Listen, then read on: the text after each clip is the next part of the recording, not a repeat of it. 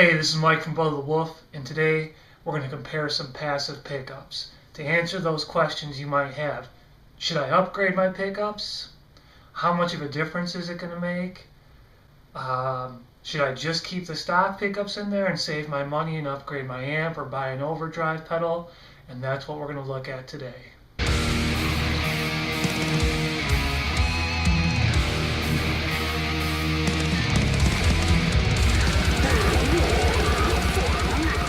Alright, so guitar number one. We got a Jackson Dinky Reverse. It's a professional series from the early 90s. It's got stock Jackson pickups, and we'll use this as sort of our control. So in the bridge we got a Jackson rail pickup. I don't know what it's called. Whatever, it's Jackson. It should sound like crap, right? Right. Alright, guitar number two. A Jackson DK2 Dinky. In the bridge, we have the famous Seymour Duncan JB. This one should sound awesome, right? Right.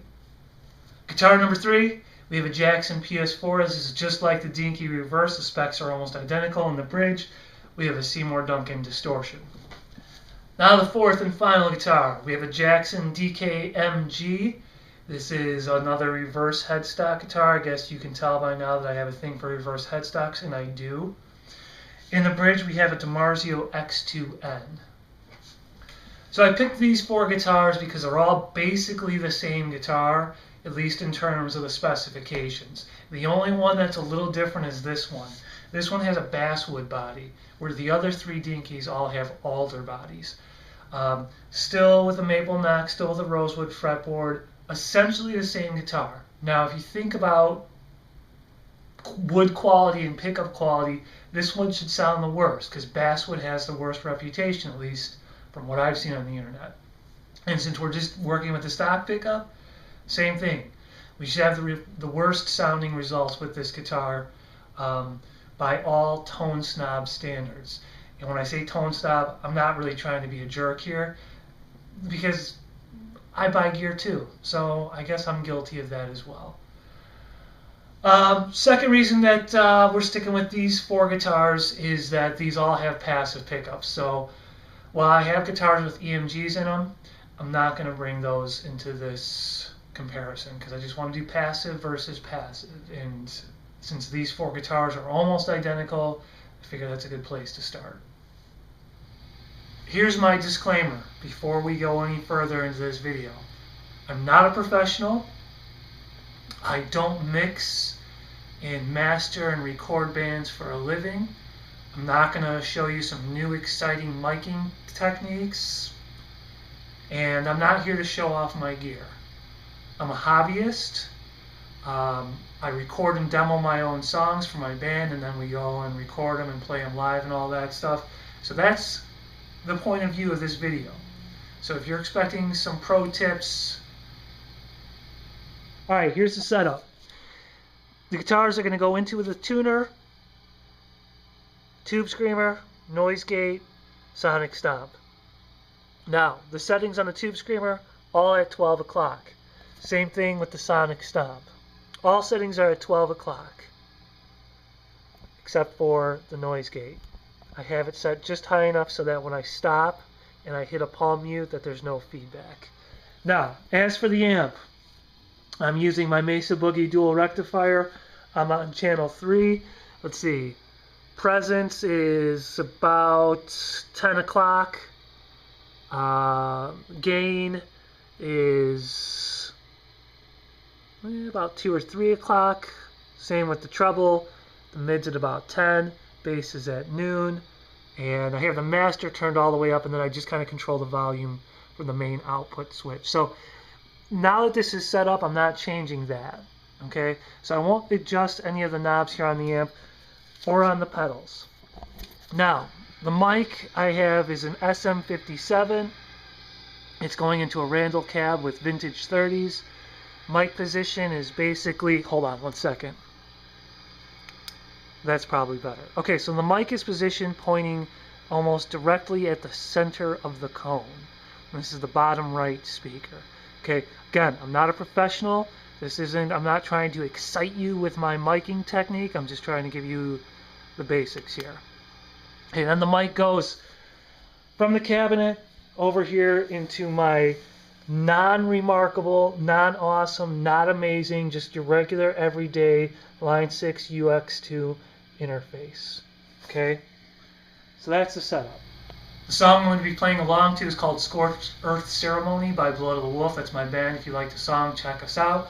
The DAW I'm going to be using is Reaper. I'm using Easy Drummer 2 for the drum tracks. The drums are Made of Metal, the Made of Metal pack. I'm using Easy Mix to mix the drums. I have one bass track.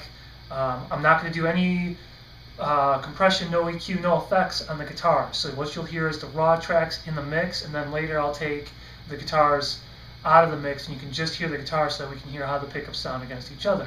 But I do want to place them in the mix because that matters. Because you should be thinking like, okay, if I'm changing the guitars, the pickups in the guitar, then how's it going to sound in the context of the band?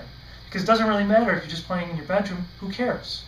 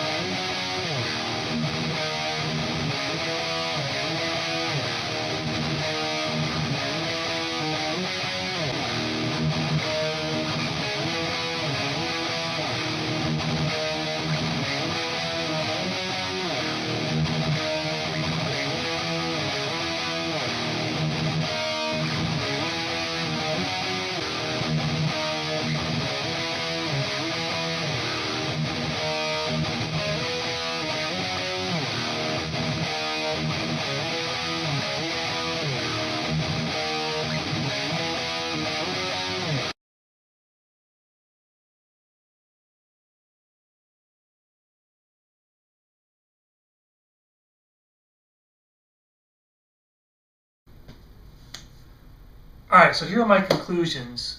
After listening to all these tracks in the mix, then soloing them, then A-B, comparing them, and my conclusion is this.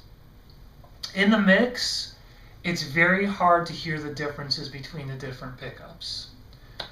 Once you solo them, you can hear a difference. It's slight. It's not a major difference, but it is a slight difference. And I'll share with you my notes. I found the Jackson stock pickup to be a little brittle. There's not a lot of saturation on the palm mutes, and it does have what I would call a scrapey tone. You know what I mean? Like the pick scrape. For some reason, the Jackson stock pickups really pick up that scrape. The JB surprised me. Balanced tone, harmonic and rich. It's got sustain and sizzle. So there's probably a reason why it's a classic. The Duncan Distortion, this surprised me too. It actually sounded a little too bright for my tastes. A little bit too much of a mid to high accent. It's got the sustain, it's got the sizzle just like the JB, but it's not as balanced. So that surprised me. The X2N, in my opinion, is the hero of the day. That thing is like a JB with just everything is more. More sustain, more sizzle, more balanced, more chug. It's just a powerhouse pickup. So I guess in conclusion, in the mix, it's very hard to hear a difference. So it's hard for me to sit here and advocate, yes, you should buy and change your pickups. But I do think maybe like these small changes here, small change in the pickups, an overdrive pedal, is those small things add up to like good tone overall. Okay, so I guess the pickup alone isn't going to make or break the day. But if you got a good pickup, a good amp, a good pedal board, then that's how you win, I guess. What do you think?